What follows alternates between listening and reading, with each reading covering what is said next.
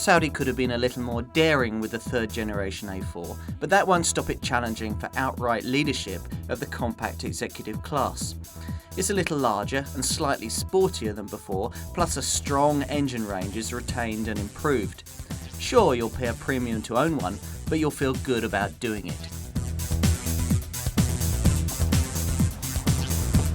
Now, the importance of this A4 can't be stated too heavily for Audi. I mean, it is, after all, the car that made its mark back at the original model's introduction in 1995. Sales really took off and they haven't looked back since.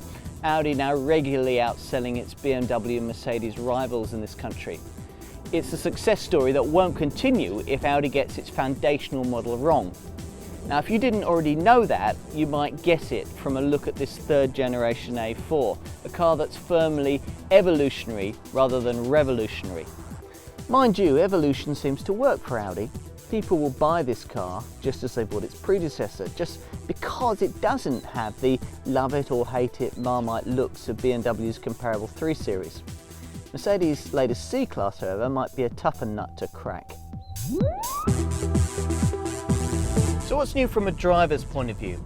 Well, it would better be good because Audi are trying to position this car as the sportiest in the premium sector. The big news probably is the fact that they've finally got around to bringing us a common rail diesel engine, a 2-litre unit that puts out either 120, 143 or 170 PS. And that slots into an already impressive petrol lineup that starts with a 1.8 TFSI engine that I'm driving here. Now, you can get it in either 120 or in this case 160 PS guises. And if that's not fast enough, then there's Audi's brilliant 211 PS 2-litre TFSI engine to consider. If that's not fast enough again, then there's a 3.2-litre FSI V6. If you want a faster diesel, there's a 2.7 or a 3-litre TDI. Other headlines with this third generation A4 range really speak of the way that Audi is trying to close the gap to the BMW 3 Series in terms of driving response. So you've got a new sports chassis, you've got a repositioned front axle, you've got a new steering setup, there's a new generation Quattro system on more powerful models with a more rear-wheel drive orientated 40/60 torque split. If you've got money to spend on the options list, there's also Audi Drive Select, which enables you to tailor the precise suspension, chassis and steering settings to your own personal preferences. On the move, well, ride quality is certainly better than previous versions as long as you resist the temptation to fit huge optional alloy wheels. There's a transmission choice of either 6-speed manual that I've got here or a 6-speed automatic. Audi are working on a revised version of the DSG gearbox for this car. On the move, my impressions, well, I still think the steering's a little bit synthetic and the manual gearbox doesn't appreciate being rushed, but there's loads of lateral grip.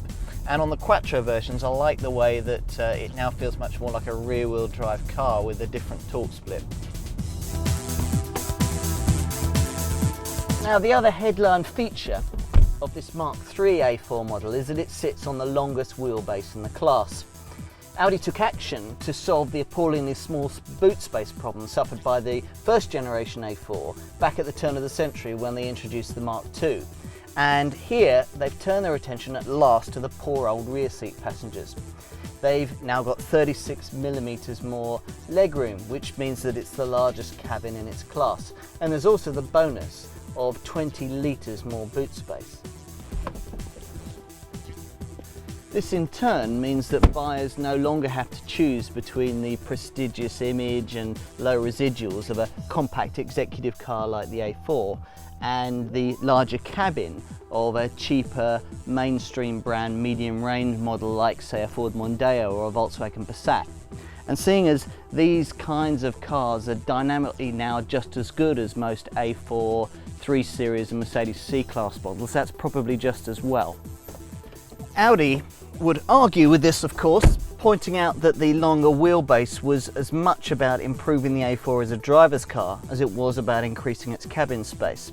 It entailed repositioning the front axle 154mm further forward than was found in the Mark II model, and that complemented by a state-of-the-art suspension and steering setup improves the whole chassis balance and the agility of the handling. Now, it doesn't make this Audi better than a comparable 3 Series through a set of twisties, only rear-wheel drive would do that, but it does lift it clear of its Mercedes rival in this respect. Prices lie in the £20,000 to £35,000 bracket. In other words, a small saving over a comparable BMW 3 Series, which probably won't be quite as well equipped, and a much bigger one over a comparable Mercedes C-Class. For a premium of around £1,200, you can opt for the Avant Estate version, which offers 490 litres of space with all the seats in place, a figure that rises to 1,430 litres with all the seats folded. Now, equipment levels across the A4 range are pretty reasonable, with alloy wheels, electronic climate control, front and rear electric windows. You get an 80-watt sound system with single CD input and a 6.5-inch display screen, so there's plenty to consider. You also get a split folding rear seat.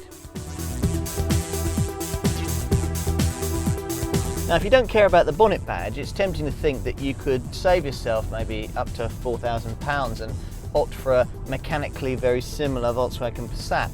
But before you do, take residual values into account. When you compare them between the two cars, you may end up finding that there's less in it than you thought. Insurance costs are very little changed. Expect to find the model of your choice in the 11 to 16 bracket. And fuel consumption figures aren't much different either.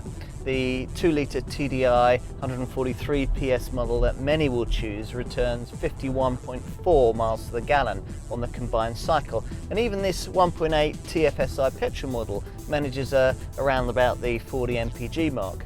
If you want to get on top of your CO2 figures, you'll be needing a 2-litre diesel, and that range returns between 134 and 156 grams per kilometre.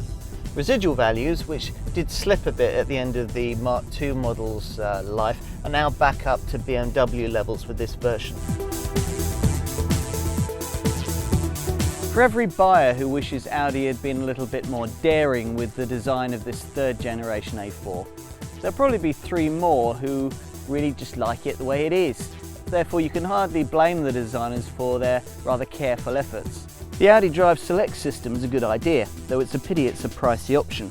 Still, fortunately, you don't need it to appreciate the improvements that Audi have made to this model out on the road. Thanks to the new sport chassis, the driver who can appreciate the slender lead that rivals BMW still enjoy in terms of driving dynamics is rare indeed, while many more will appreciate the A4's advantages in terms of cabin space, value for money, and the option of 4-wheel drive. Mercedes C-Class runs it close, but model for model costs significantly more, which could be significant for Audi when it comes to the fight for class leadership.